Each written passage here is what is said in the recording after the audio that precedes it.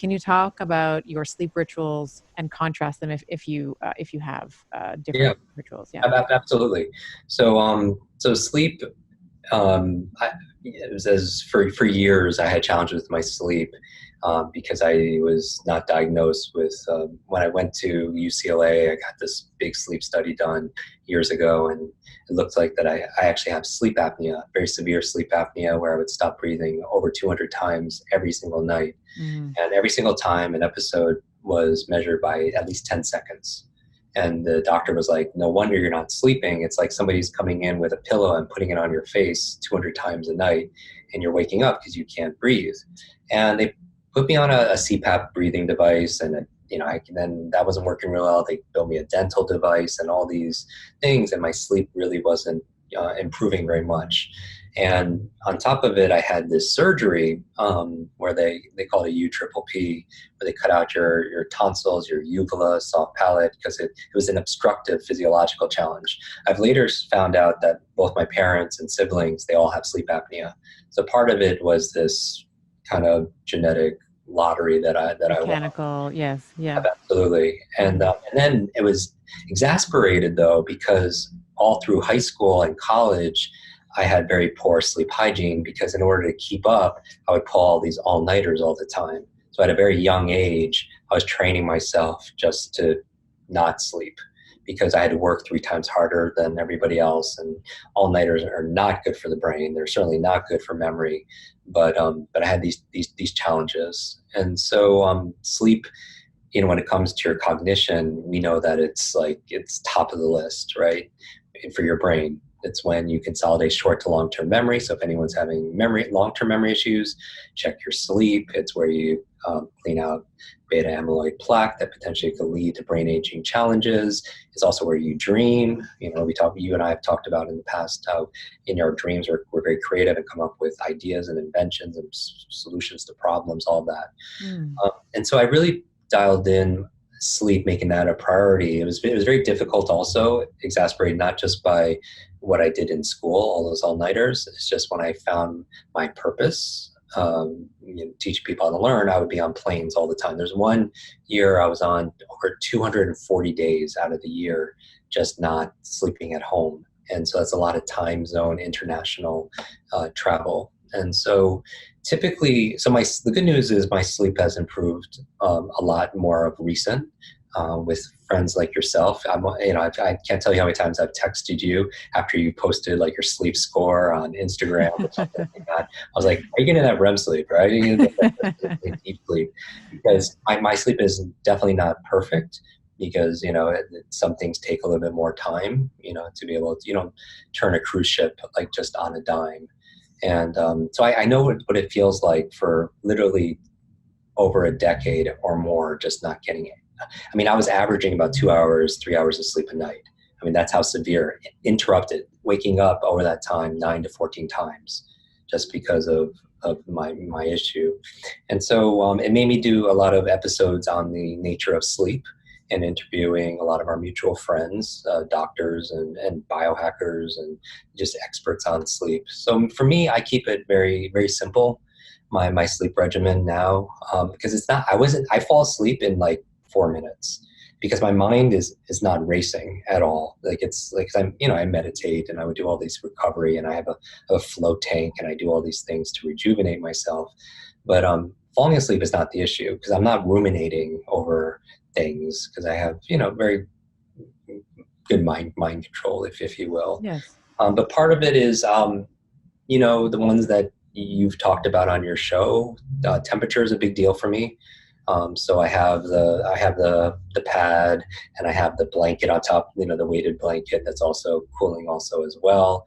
I'm testing right now a cooling device that goes around my forehead that keeps keeps the temperature cool because I think everybody is a little bio individual. Some people are ultra sensitive to temperature. Other people are very ultra sensitive to light.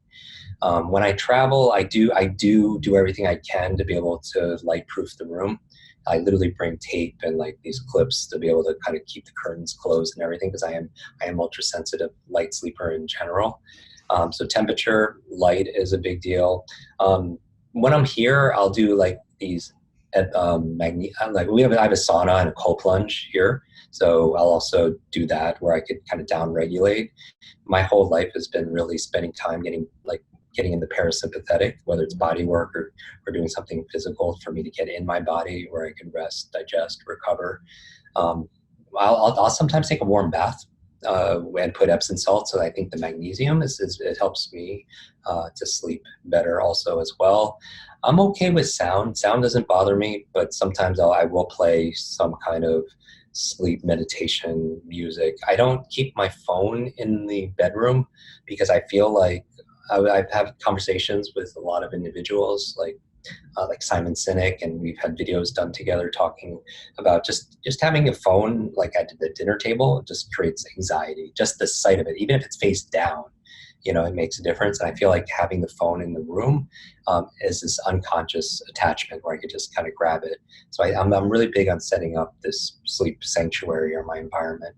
Now, when I travel, obviously I don't have like some of this technology or I've conditioned, I only use my bedroom. I mean, that's the other thing about learning is like we anchor certain states to the environment that we're in.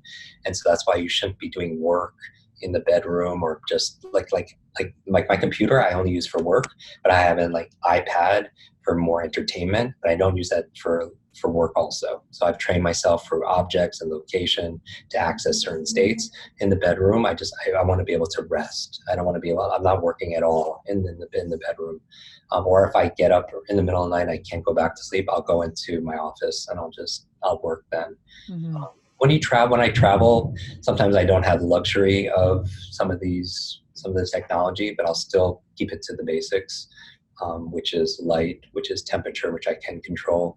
Sometimes I'll get a room with people see me on Instagram do this all the time, but both with the bathtub, and I'll literally make trips to The the ice ice machine. literally I every love time that. because I'll do my ice baths That's because great. it is very healing and nurturing for me also as well.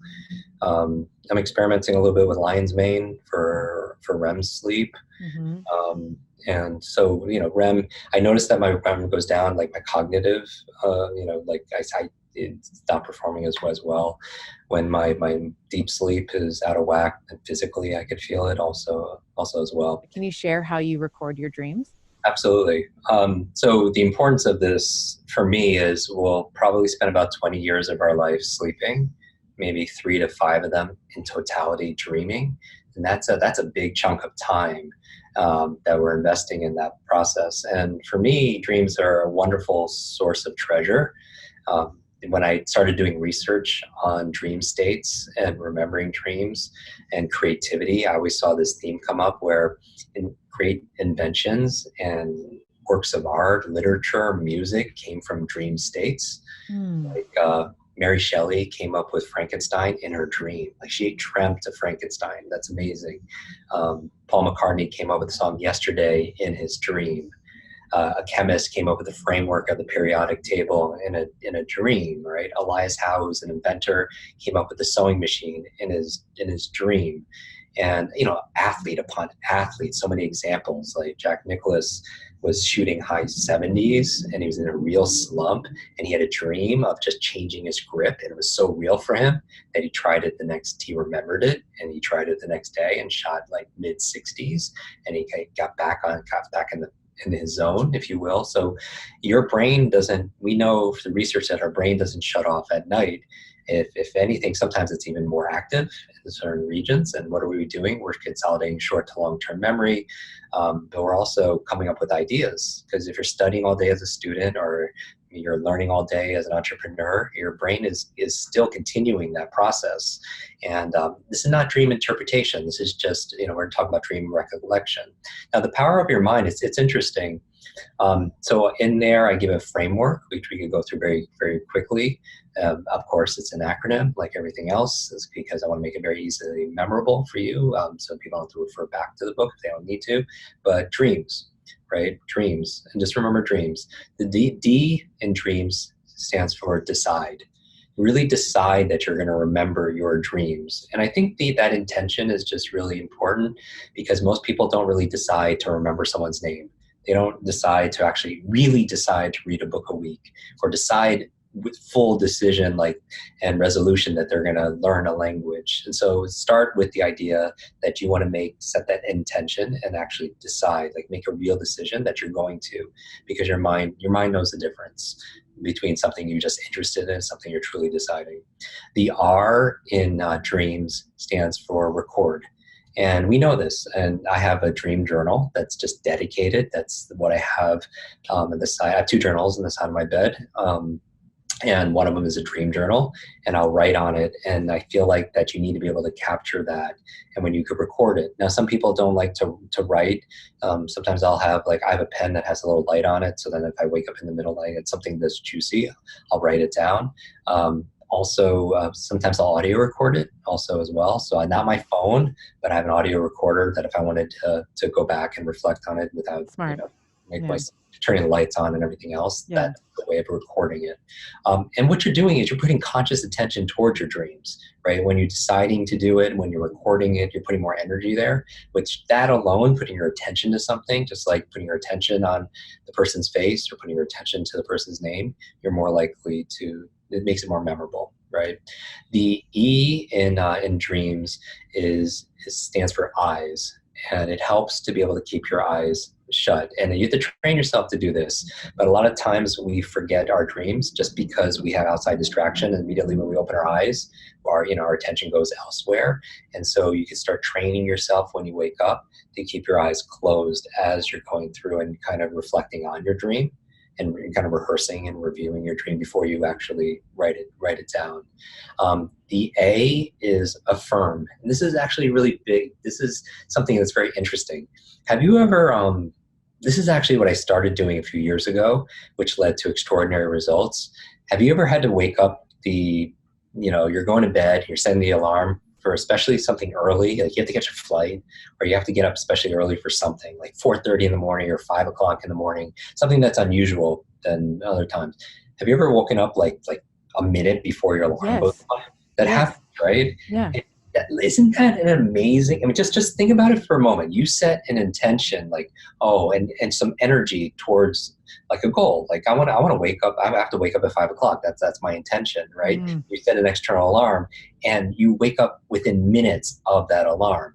What if the night before we set intentions for our dreams the night before? Or what we want to solve, a problem. We open up a loop in our mind, not obsess about it where we're thinking, our executive mind thinking about it all night, but just set an intention or write it down. It's I would like to meditate on this or sleep on this problem, or this is something I want to be able to create. And then set that intention, and with that same power of you waking up almost to the minute of when your alarm clock goes on, which is just astonishing. What if you set your affirmation? You started to affirm that you're gonna remember your dream, and something you want to specifically program your dream to go. To set an intention that way. I also do this for lucid dreaming. A new episode coming out was specifically geared towards lucid dreaming, and one of the things you could start affirming is that you'll remember your dreams, but also you could affirm that you'll becoming aware of your dreams, because a next level skill potentially for those interested in it is lucid dreaming. As you know, lucid is awareness. It means that state where you're dreaming. Is this something you do naturally, or something you've had? I think so. Yeah. It's where you're in the middle of a dream and you realize that you're You're actually dreaming. Yes. right. Yeah. That's an area of lucid dreaming. And so there's a process, just like with everything that looks like magic, it doesn't happen by accident. You could actually train yourself to be more lucid in your dreams. Mm. And what's the benefit of becoming aware of the dreaming process? When you're doing it, it's that you could direct your dreams and kind of choreograph things. You could, people use it to lucid dreaming to face fears and phobias, because they can introduce themselves to something that they're nervous about, but in a safe place, knowing that they're dreaming, and get all the benefits of, your sleep, in terms of, using your dreams. And one of the things you could affirm is that I'm going to be lucid when I'm dreaming more. Or you could train yourself to ask a question like, 100 times a day, ask yourself, is this a dream? Is this a dream? Is this a dream? I know we're going off topic in terms of remembering your dream, but if you start asking yourself, you start to focus on it. And the first time the answer is yes, then you're like lucid dreaming, right? Or you can train yourself to have triggers like I do for my habits. Like maybe every time you walk through a doorway, you've trained yourself to ask yourself, is this a dream or something? So when you start doing it in a dream, you trigger that memory and that those words, and then you become more conscious of it. But the A again in dreams are affirm. Um, the M in dreams stands for manage. And what are you managing? You're managing your sleep, right? Because obviously you're not going to get those dreams if you're not getting quality sleep. And so we talked about that already. And then finally, the S in dreams stands for share. Get in the habit of sharing, not just recording, but get in the habits of talking to your significant other or other individuals about your dreams, because again, it's putting energy towards this process of dreaming, and you get more conscious about it. And so by sharing your dreams with other people, you start becoming more aware of your own dreams. And you can share it many different ways. There's forums even online on Facebook and everything where people are sharing their dreams and they get in the habit. So even if you don't know somebody that'd be interested in hearing those dreams, you're doing it in a way that's enhancing your experience.